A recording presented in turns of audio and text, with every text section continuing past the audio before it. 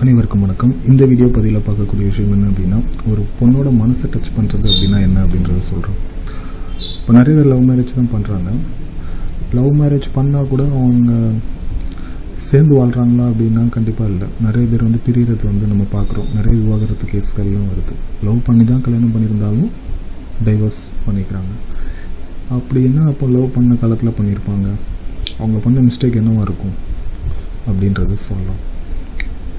அதாவது ஒரு பொண்ணை இம்ப்ரெஸ் பண்ணுறது அப்படின்றது வேறு, ஒரு பொண்ணை மனசை டச் பண்ணுறது அப்படிங்கிறது வேறு. பொண்ணை இம்ப்ரெஸ் பண்ணணும் அப்படின்னா ரொம்ப ஈஸிங்க. நீங்கள் நீட்டாக ட்ரெஸ் பண்ணியிருந்தீங்க, உங்கள் கையில் அதிகமாக பணப்புழக்கம் இருக்குது, நீங்கள் நகைச்சுவையாக பேசுனீங்க, நீங்கள் சீன் போடுறீங்க அப்படின்னாலே ஒரு பொண்ணு உங்களை இம்ப்ரெஸ் ஆகிறதுக்கான வாய்ப்பு உண்டு.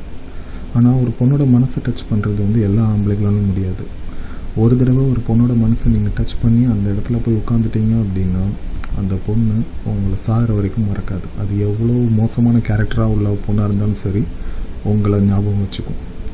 அதுக்கு ஒரு பிரச்சனைனா திரும்ப உங்களை தேடி வரும். சரி, பொண்ணோட மனசை டச் பண்ணுறதுல ஒரு 2 விஷயத்த மட்டும் இதில் சொல்கிறேன்.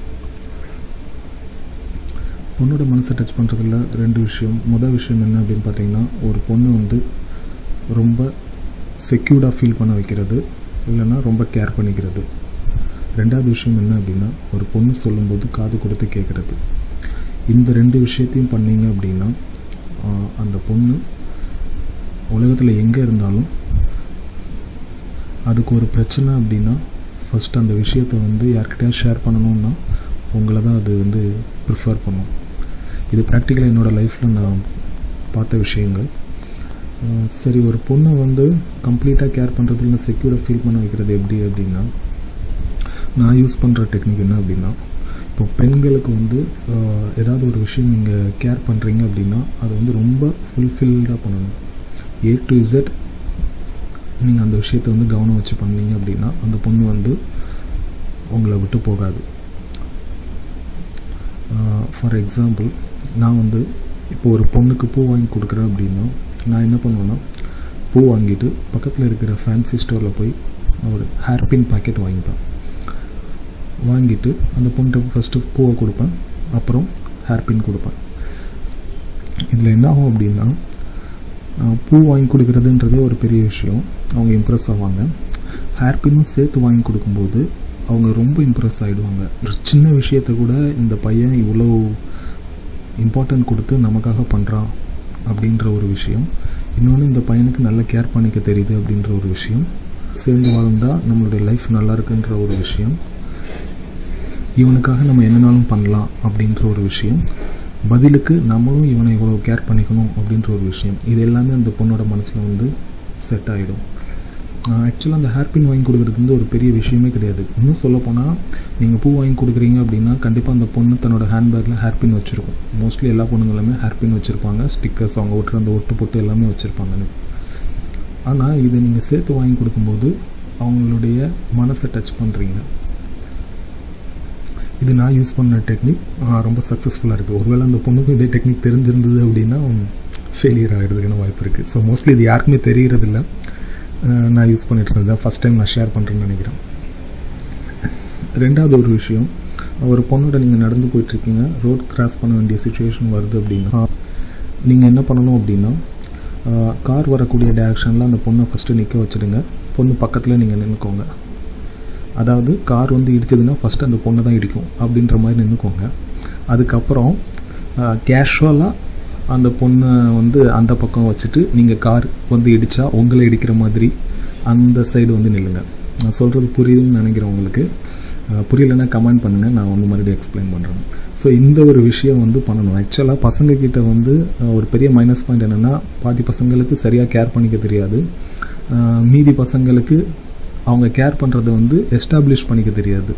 பொண்ணுங்க ரொம்ப கிளியராக இருப்பாங்க, இந்த பையன் நம்மளை எப்படிலாம் கேர் பண்ணிக்கிறான், அதாவது நம்மளுடைய லவ்வரும் சரி, ஹஸ்பண்டும் சரி, இல்லை ஃப்ரெண்டும் சரி, நம்மளை எப்படி கேர் பண்ணிக்கிறான் அப்படின்றத ரொம்ப கவனமாக சின்ன சின்ன விஷயத்தை கூட நோட் பண்ணிகிட்டே இருப்பாங்க.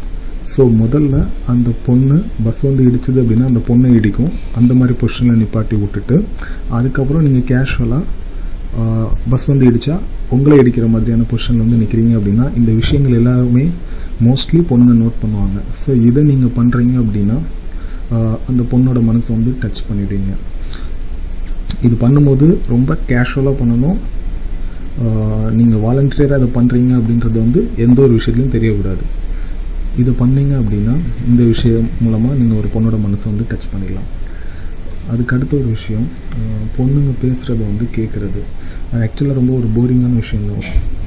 ஒரு பொண்ணோட பேசிக் சைக்காலஜி என்ன அப்படின்னா, தன்னோட மனசில் இருக்கிறத யார்கிட்டையாவது சொல்லணும் அப்படின்றத வந்து எதிர்பார்க்கும். அது வந்து யார்கிட்ட சொல்லும் அப்படின்னா, யாரை தனக்கு நெருக்கமாக நினைக்குதோ அவங்கக்கிட்ட தான் சொல்லும். ஆக்சுவலாக அந்த பொண்ணுக்கு ஒரு பிரச்சனை அப்படின்னா அதுக்கான தீர்வுலாம் அந்த பொண்ணே வந்து உங்ககிட்ட கேட்காது. அந்த தீர்வு என்ன, சொல்யூஷன் என்ன, அதுக்கு என்ன பண்ணணுன்றது அந்த பொண்ணுக்கு தெரியும். ஆனால் அந்த பொண்ணுக்கு வந்து தன்னோட மனசில் இருக்கிறத வெளியில் யார்ட்டையாவது சொல்லணும், யாராவது ஒருத்தங்க கேட்கணும் அப்படின்றத நினைக்கும். ஸோ ஒரு பொண்ணு எப்போல்லாம் அந்த மாதிரி விஷயங்கள் சொல்லுதோ அப்போ நீங்கள் ரொம்ப இன்ட்ரெஸ்ட்டாக கேட்குற மாதிரி கேட்டுட்டு இருந்தீங்க அப்படின்னா அந்த பொண்ணோட மனசை வந்து டச் பண்ணிவிடுவீங்க. இது என்னோடய லைஃப்பில் நடந்த ஒரு இன்சிடெண்ட். இதுக்கு ப்ரூஃப் வேணும்னு கேட்குறவங்க கூட என்னோடய வாட்ஸ்அப் சேட்ஸில் கூட இருக்கும், நான் தேவைப்படுறவங்களுக்கு நான் அனுப்புகிறேன். என்ன அப்படின்னா, என்னோடய ஃப்ரெண்ட் ஒருத்தங்க, நான் அங்கே யூஸ்வலாக சேட் பண்ணிகிட்ருப்போம். ஸோ நான் பேசிகிட்டே இருக்கும்போது அந்த பொண்ணு வந்து, நான் கேட்டேன் என்கிட்ட இருக்கிற ப்ளஸ் பாயிண்ட்ஸ்லாம் என்னன்னு சொல்லுங்கள் அப்படின்னா, அந்த பொண்ணு வந்து சொன்ன ஃபஸ்ட்டு விஷயம் இதுதான், நான் எது சொன்னாலும் நீங்கள் பொறுமையாக முதல்ல கேட்குறீங்க, அதுதான் பொண்ணுங்க எதிர்பார்க்கக்கூடிய ஒரு விஷயம். ஏன்னா பாதி பேர் இன்றைக்கி ஹஸ்பண்ட்னாலும் சரி, லவ்வர்ஸ்னாலும் சரி, ஃப்ரெண்ட்ஸ்னாலும் சரி, முதல்ல கேட்பாங்க, அப்புறம் போர் அடிச்சிடும், கேட்க மாட்டாங்க. ஆனால் நீங்கள் வந்து நான் எப்போ சொன்னாலும் பொறுமையாக கேட்குறீங்க. ஸோ மோஸ்ட்லி பொண்ணுங்க விரும்பக்கூடிய ஒரு விஷயம் வந்து, பொண்ணுங்க ஒரு விஷயத்த சொன்னால் அதை பசங்க வந்து கேட்கணும் இன்ட்ரெஸ்டோட, அப்படின்றது தான் அந்த பொண்ணு வந்து என்கிட்ட சொன்ன விஷயம். ஸோ இந்த விஷயம் பண்ணிங்க அப்படின்னா பொண்ணோட மனசை வந்து நீங்கள் டச் பண்ணிடலாம். நன்றி.